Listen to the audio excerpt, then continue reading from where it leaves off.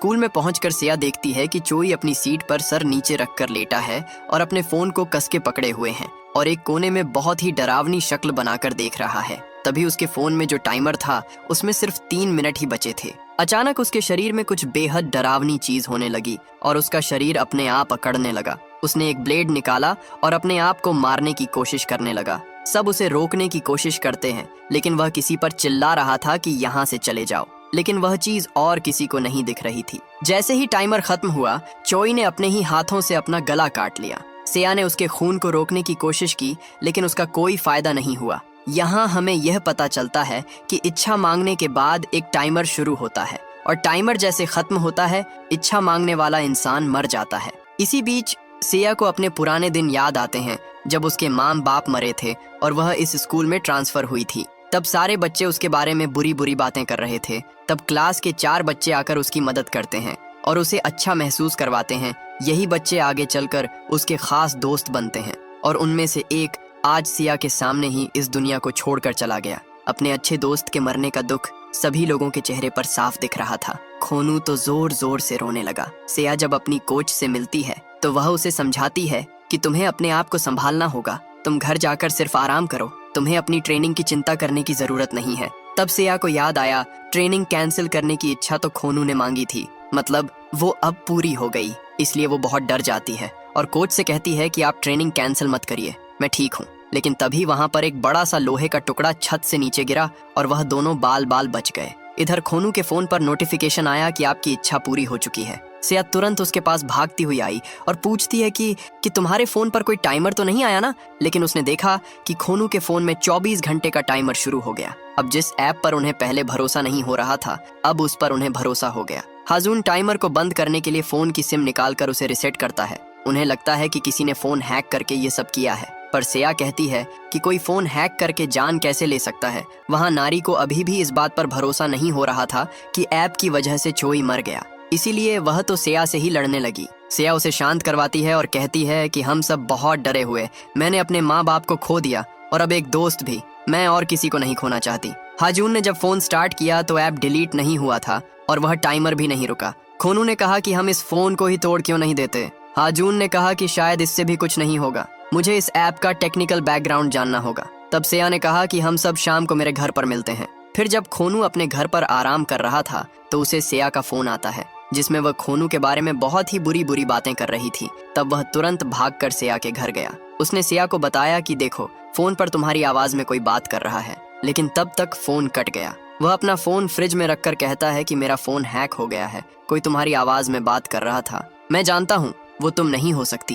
क्योंकि तुम वो सब नहीं कह सकती हो। तब सिया को याद आया कि वह चोई का गिफ्ट लेकर उसके घर माफी मांगने गई थी, यह बताने कि वह उसके बर्थडे पर नहीं आ पाएगी। तब चोई ने भी उसे बताया था कि उसके साथ कुछ अजीब हुआ था। फोन पर कोई उसकी आवाज में बात कर रहा था, लेकिन वह सिया नहीं थी। इसके बाद सब लोग उसके घर पर आते हैं। हाजून खोनू के फोन को अपने लैपटॉप से कनेक्ट करके उसके सारे डेटा को पूरी तरह डिलीट कर देता है, जिसमें कुछ समय लग रहा था और उन्हें लगा कि अब यह टाइमर बंद हो जाएगा। लेकिन तभी खोनू की आंख में जलन होने लगी और वह अपने ही हाथों से अपनी आंख को बहुत बुरी तरह से खुजाने लगा, जिससे उसकी आंख बुरी तरह लाल हो गई। तभी उसने वहां किसी चीज को देखा और डर के मारे कांपने लगा और उसकी तरफ इशारा करके सबको बताने लगा। पता नहीं क्यों नारी उधर देखकर अचानक डर गई। तब अचानक खोनू का हाथ अकड़ने लगा और अपने आप ही उसकी आंखों की तरफ आने लगा। खोनू को एक आत्मा दिखती है जो और किसी को नहीं दिख रही थी। देखते ही देखते खोनू की हालत बहुत खराब होने लगी। उसके आंख और मुंह से खून आने लगा। वो आत्मा उस पर हावी हो रही थी। सिया तुरंत एम्बुलेंस को फोन करके बुलाती है। हाजून उसे संभालने की कोशिश करता है, लेकिन अब खोनू उस आत्मा के कब्जे में था। उसने पहले सिया को छांटा मारा और फिर हाजून को गले से पकड़कर टांग दिया। नारी दूर रहकर उसका वीडियो बना रही थी। वह हाजून को मारने ही वाला था कि तभी सिया ने पीछे से लैपटॉप उठाकर उसके सर पर पटक दिया, जिससे वह बेहोश हो गया। उसे जब अस्पताल ले जाया गया तो वहां सिया को पता चला कि खोनू को होश नहीं आ रहा है, तो उसे लगा कि यह उसके लैपटॉप मारने की वजह से हुआ है। उस अस्पताल में सिया की आंटी डॉक्टर थी। वो उसे समझाती है कि तुम चिंता मत करो, मैं खोनू का ध्यान रखूंगी। इसके बाद नारी सिया से कहती है कि क्या तुम्हें कुछ चाहिए, मैं तुम्हारे घर जाकर ले आऊं। सिया ने कहा कि मेरी आंटी पहले ही सब ले आई, लेकिन तुम्हारा बैग मेरे घर पर है, मेरा घर का पासवर्ड, मेरा बर्थ डेट है, जब मर्जी जाकर ले लेना। इधर हाजून उस ऐप के बारे में पता करने की कोशिश कर रहा था कि तभी उसकी बहन का फोन आता है जो उसे बताती है कि तुम लोगों ने एक आत्मा को जगा दिया है। असल में हाजून की बहन एक सामन है जिसे एक बहुत बड़े खतरे का एहसास हुआ है। उन्होंने बताया कि यह एक तरह का श्राप है और उस ऐप के जरिए यह श्राप फैल रहा है। वह हाजून की मदद करने के लिए उसे अपने पास बुलाती है क्योंकि वह खुद कहीं भी नहीं जा सकती। इधर हॉस्पिटल में खोनू की हालत और ज्यादा खराब होती जा रही थी, इसीलिए सेया ने वो ग्रिगो ऐप इंस्टॉल किया और इच्छा मांगी कि खोनू पहले जैसा ठीक हो जाए। मेरी यही इच्छा है। हाजून उसे रोकने के लिए अस्पताल पहुंचता है क्योंकि उसकी बहन ने उसे इसके बारे में पहले वार्निंग देकर बताया था, लेकिन तब तक उसने अपनी इच्छा मांग ली। सेया ने उससे कहा कि जो भी इच्छा मांगता है उसे एक अदृश्य शक्ति दिखती है। वो चीज स्कूल में थी और वही मेरे घर पर भी, इसीलिए मेरा उस शक्ति को देखना जरूरी है, तभी पता चलेगा कि यह क्या चीज है। तभी खोनू को होश आ गया और उसकी हालत सही हो गई और वहीं सेया के फोन में 24 घंटे का टाइमर शुरू हो गया। फिर हाजून ने कहा कि हमें इसी वक्त मेरी बहन के पास जाना होगा, वहीं हमें बचा सकती हैं। सेया पूछती है, तुमने तो कहा था वह विदेश में रहती है।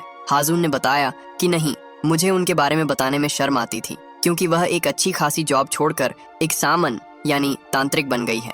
इसके बाद यह दोनों हाजून की बहन के घर जाने लगे जो कि एक घने जंगल के बीच में था जहां कोई रोड नहीं जाती थी। जब वह घर के बाहर पहुंचते हैं तब हाजून सेया को बताता है कि इस घर की एक आदमी रखवाली करता है जो मुझे कभी मेरी बहन से मिलने नहीं देता, न ही वह उन्हें बाहर आने देता है। कहता है कि अगर वह यहाँ से बाहर गई तो मेरी बहन मर जाएगी। तभी यह आदमी गेट खोलता है जिसका नाम किम है। वह हाजून को देखते ही उसे साले साहब कहकर बुलाने लगा, जो हाजून को बिल्कुल भी अच्छा नहीं लगता। वो जैसे ही उन्हें अंदर ले जाता है, सेया को खोनू का फोन आता है। वह कहता है कि मैं अब ठीक हो गया हूँ, तुम कहाँ चली गई, मुझे बताओ, मैं वहाँ आ जाता हूँ। वह उसे बताने ही वाली थी कि तभी वहाँ हाजून की बहन सोही ने आकर उसे चिल्लाकर कहा कि उसे जवाब मत देना।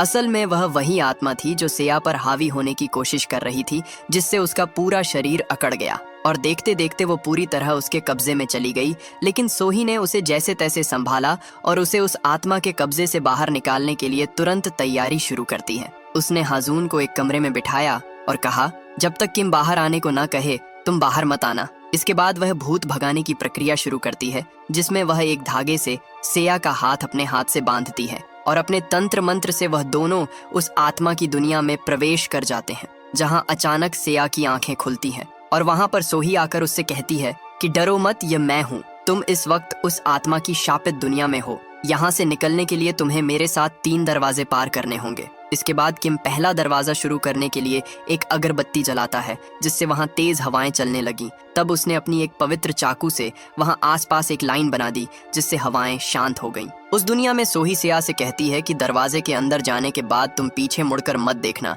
अगर तुमने ऐसा किया तो वो चीज भी मुझे देख लेगी और मेरे बनाए दरवाजे गायब हो जाएंगे। तुम्हारी रक्षा के लिए मैंने तुम्हारी कलाई पर एक धागा बांधा है, लेकिन फिर भी यह काम तुम्हें अकेले करना होगा, जो बिल्कुल भी आसान नहीं होगा। इसके बाद वह पहले दरवाजे के अंदर जाती है, जो उसे उसके स्कूल में लेकर जाता है, जहां उसके सिवा कोई और नहीं था। वो टॉर्च जलाकर उस अंधेरे स्कूल में आगे बढ़ती है और इस बात का खास ध्यान रखती है कि वह पीछे मुड़कर ना देखें। तभी उसे चोई दिखता है जो खून में सना हुआ था और सेया के सामने बिल्कुल वैसा ही सीन होता है जैसा कि उस दिन स्कूल में हुआ था। इसका मतलब था कि वह आत्मा चोई से वह सब करवा रही थी जब चोई ने खुद को मारा था।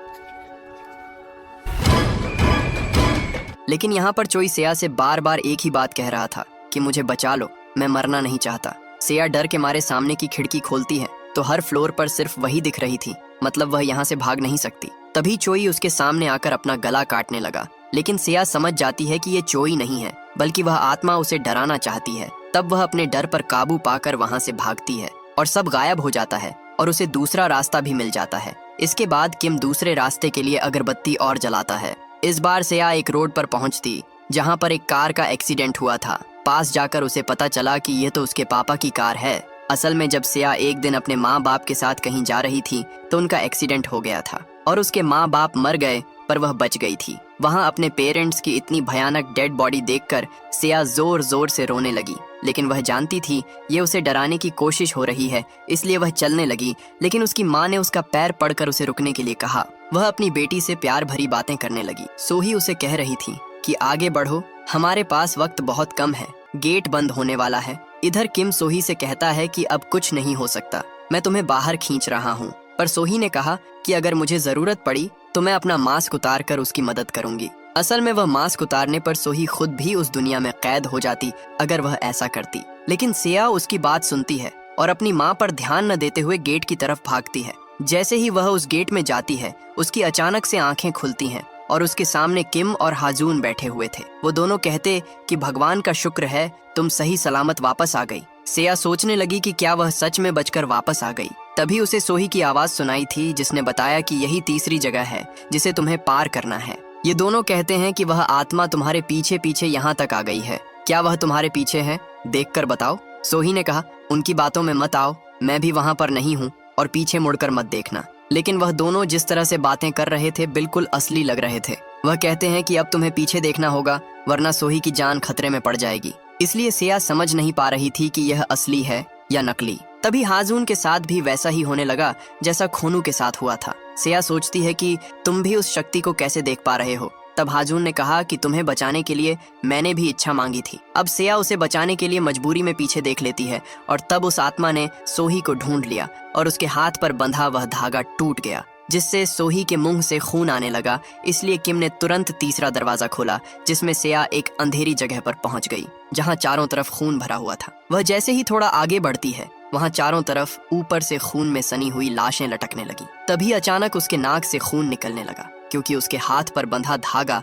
अब उस आत्मा से जुड़ गया था। तभी सोही ने सही वक्त पर आकर वह धागा तोड़कर उसे होश में लाया और उसे अपने साथ लेकर गेट की तरफ भागती। तभी उस आत्मा ने उन पर हमला किया लेकिन सोही ने उसे बचाया और गेट पार करके असली दुनिया में वापस आ गई जिससे कि वह टाइमर रुक गया। सोही ने बताया कि अभी खतरा पूरी तरह टला नहीं है, बस वह धागा टूटा है जो उस दुनिया से जुड़ा था। सब कुछ ठीक करने के लिए हमें उस श्राप को खत्म करना होगा। फिर सोही ने अपने हाथ पर लगी चोट को सही करने के लिए अपनी शक्तियां इस्तेमाल की, जहां एक सफेद सांप उसकी चोट को आकर ठीक कर देता है। इधर हॉस्पिटल में नारी आती है जहां डॉक्टर उसे बताती है कि खोनू की हालत ठीक है, तुम चाहो तो जाकर उससे मिल सकती हो। तब वह खोनू को वही वीडियो दिखाती है जो उसने बनाया था जब खोनू के ऊपर वह आत्मा आई थी। इधर सोही सबको बताती है कि यह ऐप एक श्रापित आत्मा की करतूत है जिसके अंदर बदले की भावना भरी है और हमें इसे खत्म करने के लिए उसे चीज को खत्म करना होगा जिससे यह श्राप शुरू हुआ। वह बताती है कि आखिरी दरवाजा पार करते वक्त तुम्हें वह फोन याद है जिससे तुम्हारा धागा जुड़ा हुआ था। तुम्हें उसे ढूंढकर यहाँ लाना होगा और ये काम तुम ही कर सकती हो क्योंकि तुम ही उस दुनिया से जुड़ी हो। खैर, इस रात जब सेया सो रही थी तो उसके ऊपर खून की बारिश होने लगी। सेया तुरंत डर के मारे उठकर बैठ गई और उसके सामने एक स्कूल की स्टूडेंट खड़ी थी जिसका गला कटा हुआ था। वह चुड़ैल धीरे धीरे सेया की तरफ बढ़ती है और पीछे की ओर इशारा करती है। वह जैसे ही पीछे देखती है एक दूसरी लड़की उसे मारने की कोशिश करती है। तभी अचानक सेया की आंखें खुल जाती हैं और वह अपने आप को एक बेड पर लेटा हुआ पाती है जहां सोही उसके सामने बैठी थी। मतलब ये उसका एक सपना था लेकिन वह हकीकत भी थी। सेया ने उसे बताया कि एक लड़की की आत्मा उसके सामने थी और एक उसके पीछे, जिसे देखकर वह बहुत डर गई थी। तब सोही समझ गई कि इस श्राप के पीछे दो आत्माएं हैं। इसके बाद सेया, किम और हाजून के साथ सच पता लगाने के लिए जा रही होती है। तब सोही उसके हाथ पर एक धागा बांधती है और कहती है, जब तक यह तुम्हारे हाथ में है तुम सुरक्षित हो, लेकिन यह टूट गया तो तुम्हें तुरंत वापस आना होगा।